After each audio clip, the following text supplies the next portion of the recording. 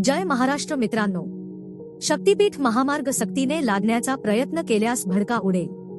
जिल्ह्यातील शेतकरी रस्त्यावर आल्याशिवाय राहणार नाहीत असा इशारा महामार्ग विरोधी शेतकरी संघर्ष समितीने दिला. तसेच नदीकाठची पूरबाधित गावे महामार्गातून वगळावीत असे सर्वच शेतकऱ्यांचे मत आहे. याविषयी संपूर्ण माहिती आज आपण बघणार आहोत. मित्रांनो, व्हिडिओमध्ये पुढे जाण्याआधी आपण जर आपल्या चॅनलवर नवीन असाल तर चॅनलला सबस्क्राईब करायला विसरू नका. या आपल्या चॅनलवर असेच अपडेट येत असतात, तेव्हा चॅनलला नक्की सबस्क्राईब करा. आणि आपण आपल्या व्हॉट्सअप आणि टेलिग्रामला लवकर जॉईन व्हा. त्या ठिकाणी असे अपडेट आपण टाकत असतो, त्याची लिंक ही डिस्क्रिप्शन मध्ये दिलेली आहे. मित्रांनो, मिरज, तासगाव आणि कवठे महांकाळ तालुक्यातील शेतकऱ्यांनी मिरजमध्ये प्रांताधिकारी तथा भूसंपादन अधिकाऱ्यांकडे सोमवारी मोठ्या संख्येने हरकती दाखल केल्या. शेतकरी कामगार पक्ष व नागपूर गोवा शक्तीपीठ महामार्ग बाधित शेतकरी संघर्ष समितीने शेतकऱ्यांचे नेतृत्व केले. सार्वजनिक बांधकाम विभागाने 7 मार्च रोजी काढलेल्या अधिसूचनेनुसार 21 दिवसात म्हणजेच 28 मार्च पर्यंत लेखी स्वरूपात हरकती व आक्षेप दाखल करता येणार आहेत.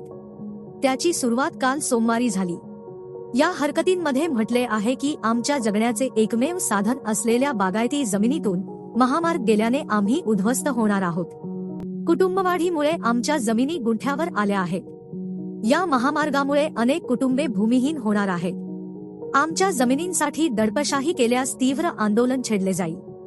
निवेदन देण्यासाठी समितीचे समन्वयक दिगंबर कांबळे, शरद पवार, घनश्याम नलवडे, प्रवीण पाटील, भूषण गुरव, दत्तात्रय बेडगे, गजानन सावंत, विष्णू सावंत, आनंदा मोरे, वामन कदम, शिवाजी शिंदे, अमर शिंदे, रमेश कांबळे, राहुल जमदाडे, राजेंद्र जमदाडे, सनी करीम, शिवराज पाटील, राहुल खाडे, सुनील कांबळे, प्रशांत कांबळे, प्रदीप इसापुरे, निलेश पाटील आदी उपस्थित होते. दिगंबर कांबळे यांनी सांगितले की जमिनींसाठी गुणांक 1 नुसार मोबदला मिळणार आहे आणि तो अत्यल्प आहे. या पैशातून अन्यत्र गुंठाभर जमीनही मिळणार नाही. त्यामुळे भूसंपादनास आमची हरकत आहे. खासगी वाटाघाटीने जमिनींचे मूल्यांकन निश्चित करावे. प्रतिएकरी किमान 2 कोटी रुपये मोबदला मिळावा.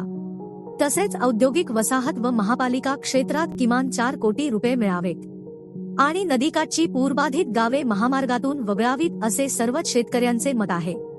तर मित्रांनो, यावर तुमचे काय विचार आहेत ते आम्हाला कमेंट करून नक्की कळवा. आणि आपला आजचा व्हिडिओ आपल्याला इन्फॉर्मेटिव्ह वाटला असेल तर व्हिडिओला लाईक करा आणि चॅनलला नक्की सबस्क्राईब करा.